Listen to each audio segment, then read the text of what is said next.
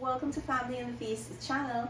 My name is Janet and this is Chloe Baigan. Chloe is our taste tester. Remember all the ingredients and measurements, it will be listed down below in the description box. Don't forget to like, comment, and subscribe. Let's get started, guys. In today's video, we will be making some Baigan Choka. And here are the ingredients you will need for your Baigan Choka. I have accent, adobo, salt, oil, and here I have my Baigan or my eggplant. I have 2 red chili, 2 tomatoes, onion, garlic, and here I have some celery leaf. I have 2 green chili and 1 bundle of scallions. So if you don't have the red chili, all you need to do is roast one of those small sweet pepper and it will give you the same results. I've placed my ingredients here on this tray because I'll be roasting this in my oven in the broiling system. So if you don't have the broiling feature in your oven, you can turn on the regular oven and it will give you the same result as well. So I'm doing this in my oven because I really like the results the broiling system gives me. Also, if you don't mind the mess on your stovetop, you can do this on your stovetop. It will give you the same results. So I'm going to turn my oven on, the broiling feature, and I'll place these in the oven. So what is going in my oven? My eggplant, my tomato, my red chili, my garlic, and my onion. Now I'll be taking my onion and the garlic out a little bit earlier than I will take the eggplant out or the Baigan out and the tomatoes. So I'll go turn my oven on and place these in the oven. So guys, before you turn your oven on, you want to raise the rack a little bit higher to the broiling burner. And I'm going to place this in. And I'm going to place my eggplant just under the burner. You don't need to put these directly under the flame because they will burn fast. So I'm just going to put these, try to get these here under the burner. Now I'm going to close my oven before I turn it on. So guys, while our Baigan is roasting, we're going to prepare our green seasoning. So we want to chop these finely. I'm using mostly the bottom part of the scallions. And we'll do the same with our celery leaves. And we'll do the same with our green chili. So we're going to leave this here and we're going to go over and check our eggplant. You want to turn that over sometime, like rotate the eggplant so that, or the Baigan, so that all around gets to roast. So it's been 15 minutes or so. So I took my peppers out because they are nice and soft and I can see that they're roast a bit. I'm going to take those out. And I'm also going to take my garlic. And this is the color you're looking for. We're going to place that on the side and we're going to turn our tomatoes around. And the onion as well. And we're going to also rotate the eggplant. And now we're going to push that back in. So guys, I took my eggplant or Baigan out of the oven. They've been roasting for 1 hour. I took my tomatoes out about 40 minutes into the roasting process. And these others were out about 15 minutes. Just in case you're wondering the time. Now I'm going to cut these down in the middle here and we're going to take the flesh out of the Baigan. And you want to be careful because these are hot. So now I'm going to just scrape the inside out and I'm going to put this in a strainer.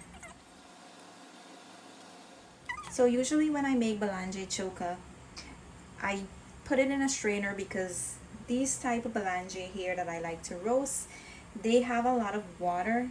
So I don't like when it's too watery, and runny, so I like to strain that excess water out that is going to be released from the belange. So you just want to scrape it out like this. Try to get all the flesh out of there, and you're going to do the same to the other one. Cut down in the middle and open it and just scrape everything out. And just in case you're wondering why I didn't wrap this in some foil paper and put it on the stove, I know it will be less mess, but I really like the burnt flavor I get from my belange. And if I wrap it in the foil paper, I know for sure I wouldn't get that burnt flavor I'm looking for. That roasted, burnt eggplant flavor you're looking for.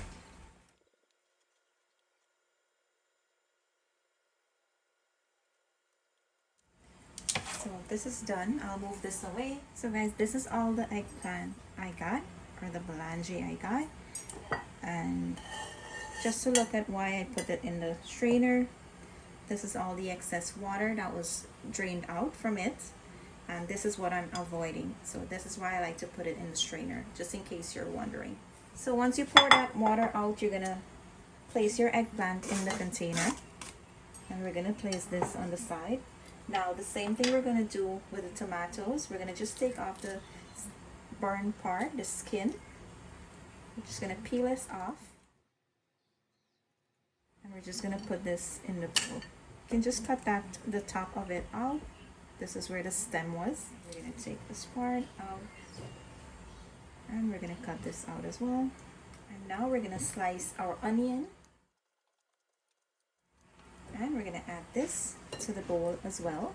So now for my garlic, I'm going to add this into my garlic press. And we'll just pass this right through here.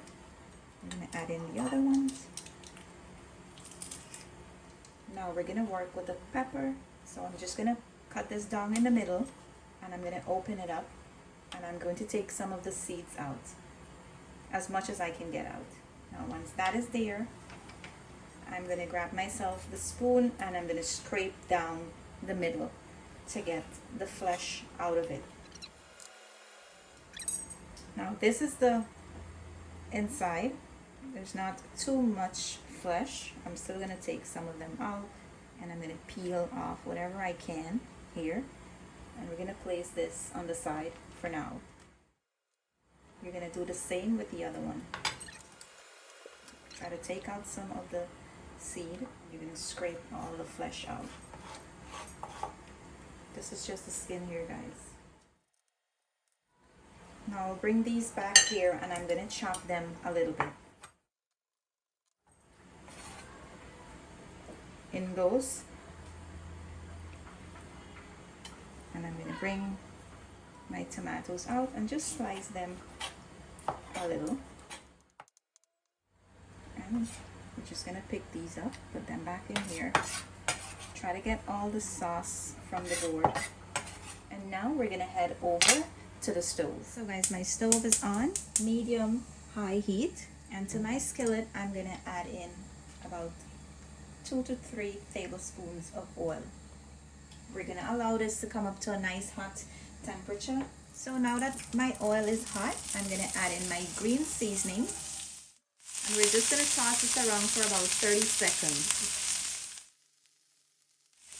You don't want them to overcook, so right after 30 seconds, you're going to add in all your eggplants and your tomatoes and everything in the bowl.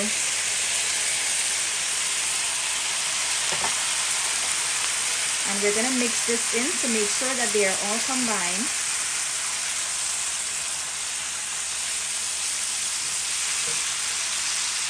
And at this time, I'm going to turn my stove off. And we're going to work just like this without any heat under the pot. So you want to mash this around. Make sure that they're all in a paste consistency. So once you take the heat off, you will still have that nice crunch from the veggies and the onion. I mean, that's how I like it. If you prefer it to be, well, soft, you can leave the heat on a bit more. But this is how we like it. We want to feel that crunchiness still. So now that it's still hot, I'm going to add in my dry ingredients. And that's the salt, the adobo, and the accent. And I'm going to mix this in. Now at this time, if you want to taste to make sure that your salt is to your likeness, now will be the right time to do so. My family don't use a lot of salt, so it may need some more for you guys. So you're gonna taste now. My measurements will be in the description box, the amount I use, but always know you can adjust the salt. Once you're sure that all the ingredients and everything is combined, you can pour this into your serving container, and there you have it, our delicious recipe for Baigan Choka. Here is the end results of our Baigan Choka, guys. We hope you enjoy this video. Thank you for watching. See you in our next video. Bye. See you in our next video. Bye.